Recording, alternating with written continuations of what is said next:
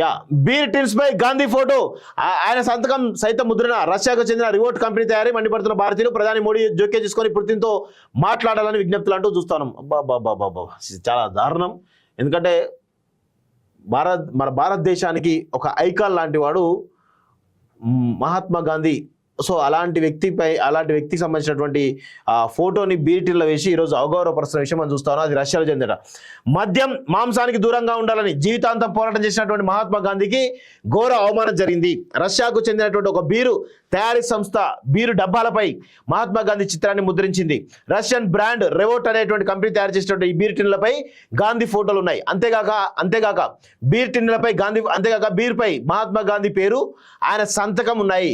రివోట్స్ Haji IPA పేరుతో కనిపిస్తున్నాయి. దీనికి సంబంధించినటువంటి ఫోటోలు సోషల్ మీడియాలో వైరల్ గా మారాయి. దీంతో రివోట్స్ కంపెనీపై భారతీయులు తీవ్ర ఆగ్రహం వ్యక్తం చేస్తున్నారు. భారత జాతి పితగా గాంధీ ఫోటోను బీరు డబ్బాలపై ఎలా ముద్రిస్తారని మండిపడుతున్నారు. ఈ చర్య గాంధీని అవమానపరచమేనని ఫైర్ అవుతున్నారు. ఈ పరిణామంపై ఒడిశా మాజీ సీఎం నందిని సత్పతి మనుమడు సవర్ణ సత్పతి స్పందించారు. ప్రధాని మోడీ ఈ విషయాన్ని తన స్నేహితుడైనటువంటి రష్యా అధ్యక్షుడు పుతిన్తో చర్చించాలని కోరారు. మహాత్మా గాంధీకి మద్యానికి సంబంధం ఏంటని మరికొందరు నెటిజన్లు ప్రశ్నిస్తున్నారు. మద్యపానానికి వ్యతిరేకంగా పోరాడినటువంటి ఆయన ఫోటోని ఎలా ముద్రిస్తారని నిలదీస్తున్నారు. దీనిపై ఎఫ్ఐఆర్ నమోదు చేయాలని డిమాండ్ చేస్తున్నారు. కాగా మహాత్మా గాంధీ చిత్రాన్ని ఆల్కహాల్ ఉత్పత్తులపై వివాదాస్పదంగా ఉపయోగించడం ఇది మొదటిసారి కాదు. 2019లో ఒక ఇజ్రాయెల్ కంపెనీ సైతం మద్యం సీసాలపై ఆయన చిత్రాన్ని ఉంచింది. దీనిపై వివాదం నెలకొనడంతో భారత ప్రభుత్వానికి క్షమాపణలు చెప్పింది.